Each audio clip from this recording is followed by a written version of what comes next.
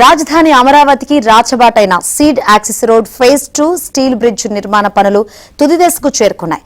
ఈ రహదారి నిర్మాణానికి అడ్డంకిగా ఉన్న భూములను భూసేకరణ ద్వారా తీసుకున్న తర్వాత యుద్ధ ప్రాతిపదికన పనులు చేపట్టారు.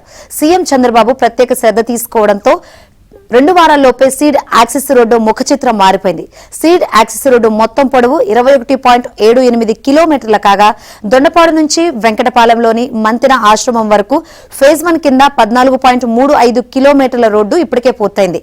ఫేజ్ 2 కింద 3.92తో పాటు ఫేజ్ 3 కింద 3.51 కిలోమీటర్ల మేర ఎలివేటెడ్ కారిడార్ నిర్మిస్తున్నారు.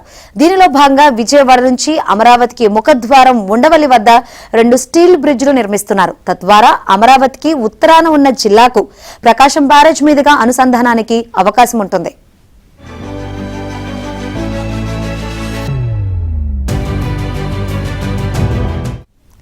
ఇప్పటి వరకు కరకట్టపై నుంచి ప్రయాణించే వారంతా ఇక నుంచి సీడ్ యాక్సిస్ రోడ్డుపై నేరుగా అమరావతి చేరుకుంటారు.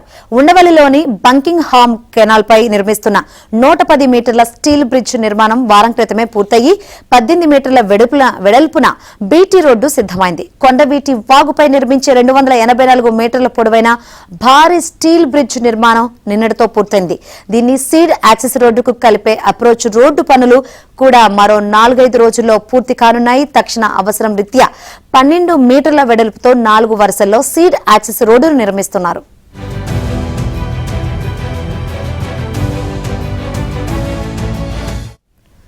రానున్న రోజుల్లో మరో బ్రిడ్జ్ నిర్మించి దీన్ని కూడా 9 వరుసలకు విస్తరిస్తామని ఇంజనీరింగ్ అధికారులు చెబుతున్నారు. Phase 2 seed axis road steel bridge నిర్మాణాలను ఈ నెల 13న సీఎం చంద్రబాబు ప్రారంభించనున్నారు. దీనికి 3 రోజుల ముందుగానే రోడ్డు పూర్తి స్థాయిలో సిద్దమవుతుందని ఏడీసీఎల్ అధికారులు చెబుతున్నారు. 12న సీఎం కాన్వాయ్ ట్రయల్ రన్ నిర్వహించే అవకాశం ఉందని సమాచారం.